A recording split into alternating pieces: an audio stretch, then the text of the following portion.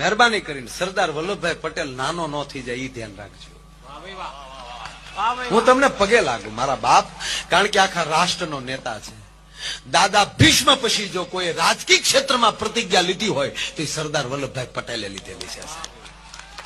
આ દેશને આઝાદી મળ્યા પછી પહેલી વાર 1947 ની અંદર સરદાર વલ્લભભાઈ પટેલ કેશોદના એરપોર્ટ ઉપર ઉતરે અને ન્યાલી એમ કહેવાય કે રોડે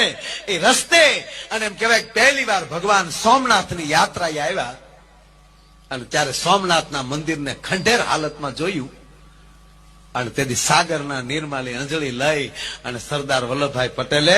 રાજકીય ક્ષેત્રમાં ભીષ્મ પછી કોઈ પ્રતિજ્ઞા લીધી હોય તો સોમનાથ ઉભા વલ્લભભાઈ પ્રતિજ્ઞા લીધી હતી કે હું પહેલું વહેલું કાર્ય કરીશ તો ભગવાન સોમનાથનું મંદિર બનાવીશ. અને ત્યારે એ વખતના વડાપ્રધાને કીધું કે સરદાર તમે વલ્લભભાઈ તમે એક હિન્દુ રાષ્ટ્રના અને ભારત વર્ષના નેતા છો તો ભારત વર્ષની સરકારની ગ્રાન્ટથી એક હિન્દુ મંદિર ન બનાવી શકાય એવું કાયદાની જોગવાઈ નથી,